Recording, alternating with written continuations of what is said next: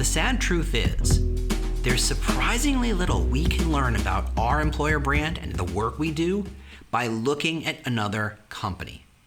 Yeah, that seems weird, right? When you're faced with these challenges, when you're getting pushback from your leaders, isn't the question, well, does Amazon do that? Does Google do that? Does SpaceX do that?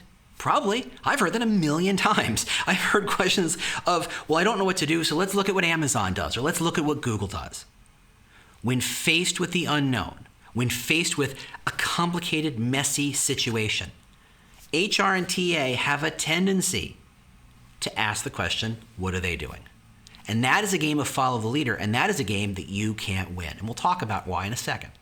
If you're watching this on YouTube, make sure to hit the subscribe button. Really appreciate it. Also, you'll stay up to date on all the tips, tricks, and ideas that this video series has to offer. Also, subscribe to my newsletter, employerbrandheadlines.substack.com, or just go to employerbrandlabs.com to sign up. All right, so follow the leader. Here's the thing that we forget about the game follow the leader.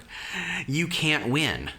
It's a game designed to not let you win. The only thing you can do is not lose. That is the best position you can get in when it comes to follow the leader. Because when you're doing it right, you are always following someone else. You are never the leader. You're never in first place. It's a game designed to keep you in the back of the pack. And I don't want you to fall into that trap. The problem is your leadership, when faced with the confusion and unknown of what should we do and how do we engage with this or how do we talk to this audience, they tend to ask that question. They say, well, what does Amazon do? What does Google do? Maybe we can steal some ideas from them. The problem is those ideas are so contextual. They only work because they're Google, because they're Amazon. If you're a 500-person biotech company, can you pretend you have nearly the same brand outreach, nearly the same consumer brand impact as a Google or an Amazon? Of course not. That's ludicrous. That's like saying, I'm going to learn how to play basketball. I'll just do what LeBron James does. That's a problem because I'm not LeBron James. I'm not 6'4", 5", whatever. He's huge. I'm not built super strong. I'm not nearly as flexible. I'm not nearly as fast.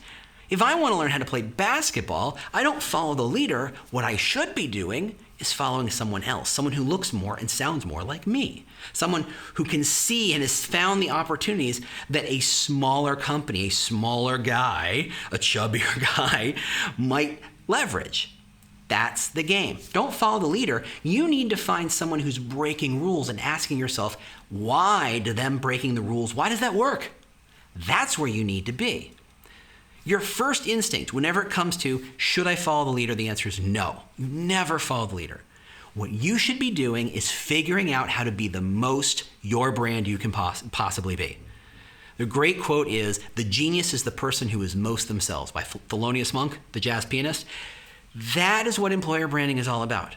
Because you are not competing with Google, you are competing with millions and millions of other companies, so the best way to do that is to stand out, to be so clearly focused yourself that no one else can be like you. You can't be Google. You can't out-Google Google. Google's the best Google that ever was and ever will be. That sounds horrible, except Google can't be you. Google will never out-you.